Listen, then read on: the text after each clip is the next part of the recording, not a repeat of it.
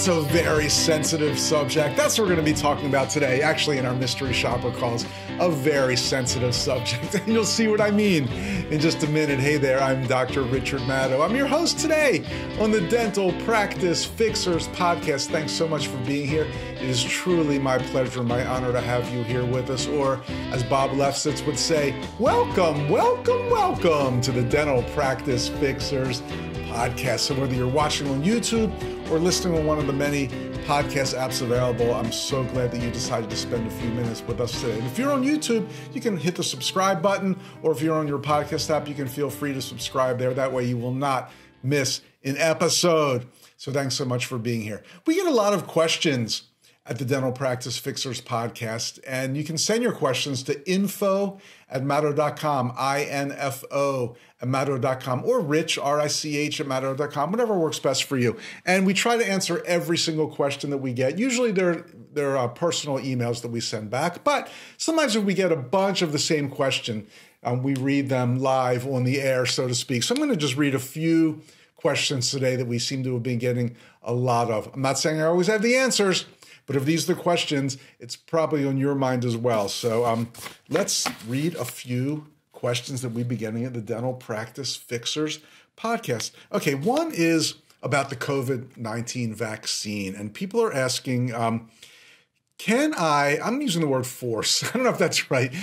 Can I require all my team members to get the COVID-19 vaccine? And that's a question that I can't really answer because I know laws differ from state to state. I know in some states, dental personnel are having trouble getting the COVID vaccine because they're running out. Here in the great state of Maryland, our local dental society got dentists and dental team members put on the 1A category, which means we are top of the list with all other healthcare providers. So we were prioritized in Maryland. So that's fantastic. Dentists and dental team members can get their vaccines here in Maryland. I'm not sure what it's like in your state. I'd love to hear about it.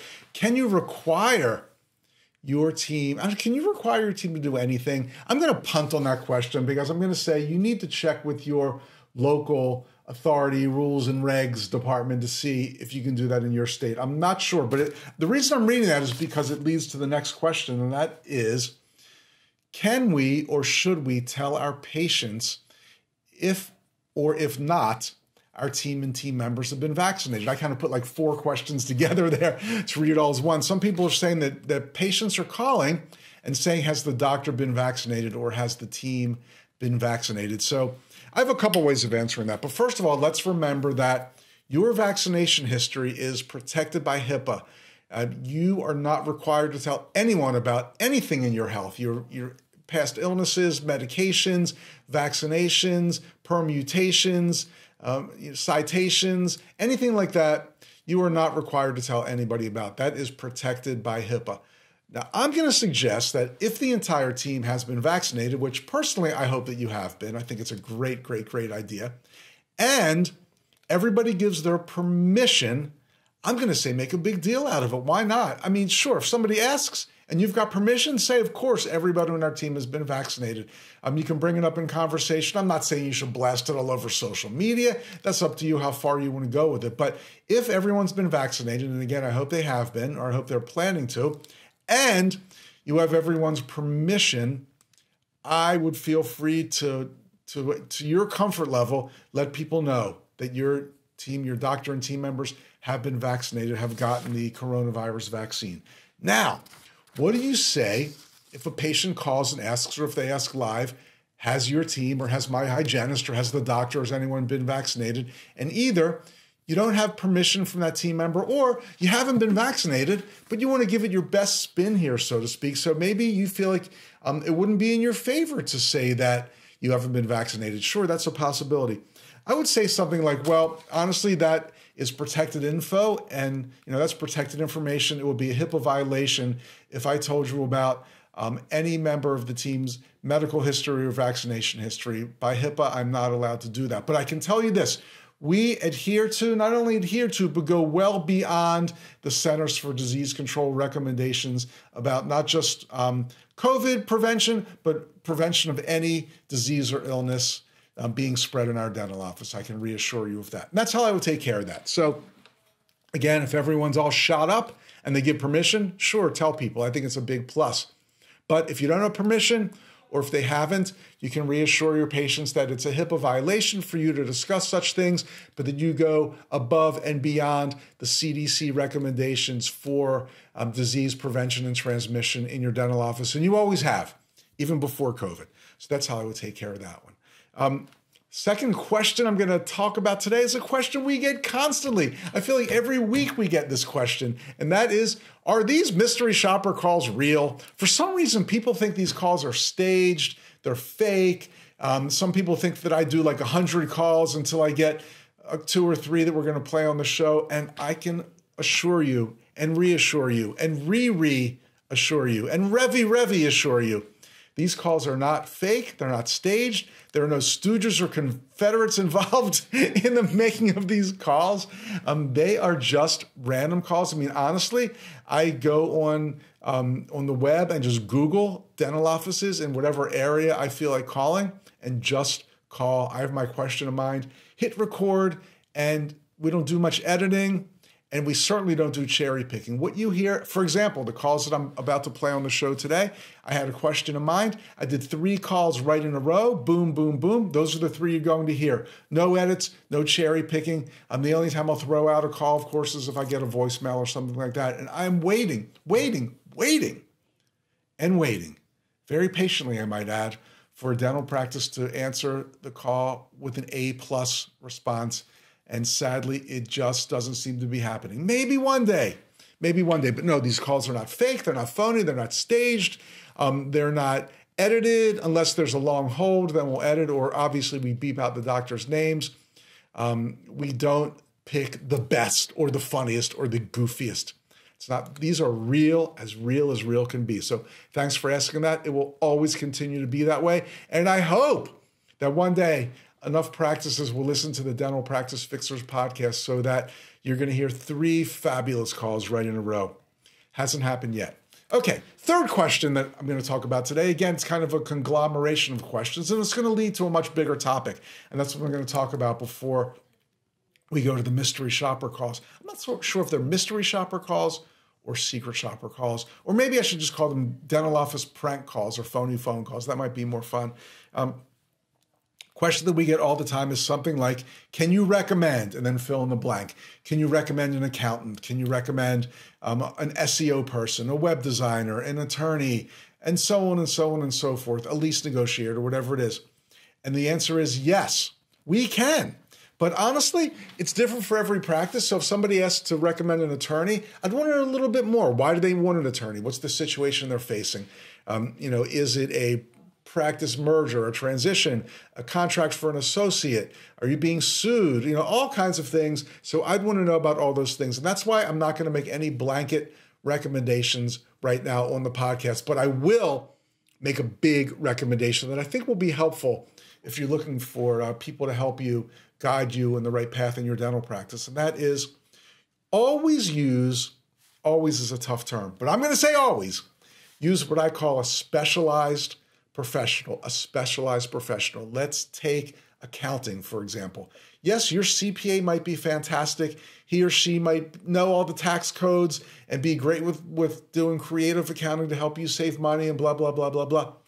But the fact is, dentistry is different than every other profession. And so is plumbing, and so is owning a restaurant, and so is being a pediatrician. They're all different. They all have their nuances, and they all have their different knowledge bases. So I'm going to say whenever you want to do something, and think of all the things I just mentioned, an accountant, an attorney, an SEO person, a web designer, so on and so forth, a lease negotiator, always use what I call a specialized professional. And that is somebody who works exclusively, or maybe even almost exclusively, with dentists.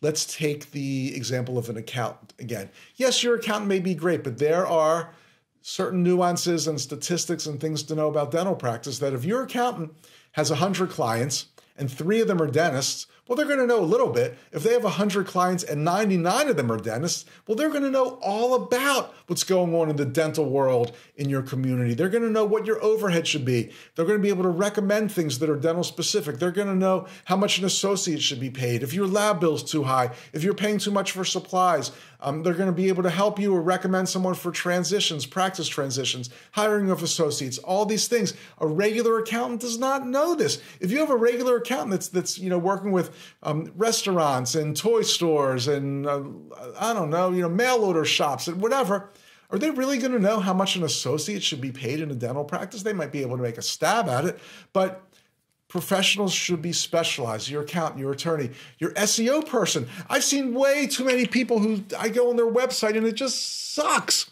And I say, who made your website? Oh yeah, my nephew. He's a real whiz with computers. No.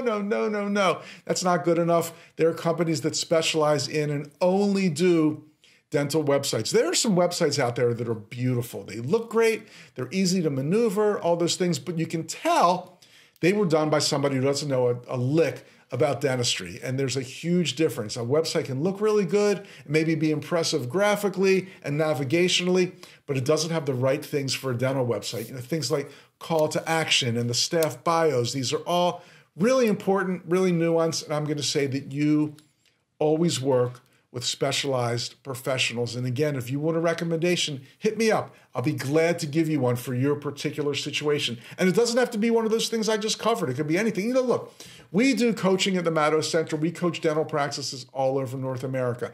And I'm thinking that if you want a dental coach to help grow your practice, you'll turn to us. I hope you will. And if you want to find out what it's like to work with us, the best way is to do a snapshot. And you can do that by going to mato.com/snapshot. It's no charge. We'll take a deep dive into your data and let you know where we think your strengths are, your weaknesses, and let you know if we think we can help you. Maybe we won't be able to help you, and we'll be totally honest about it. But that's not my point here, even though that is mato.com/snapshot.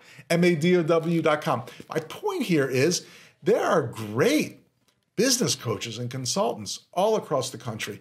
I know personally a few of them. They are fantastic. But if you wanted help with your dental practice, would you go to a business consultant who works with all kinds of businesses? Or would you go to an actual dental consultant or dental coach? Or look at the Mato Center. It's owned by 2 actual dentists. I mean, we know more about this stuff than a generic business coach or even a dental consultant who's not a dentist would know. So just another example. I didn't mean to do a plug for Mato Center coaching there, although it certainly did work out kind of smoothly. But the point is, if you wanted to get a consultant or coach for your business, you wouldn't go generic. You'd go to somebody who works with dentists.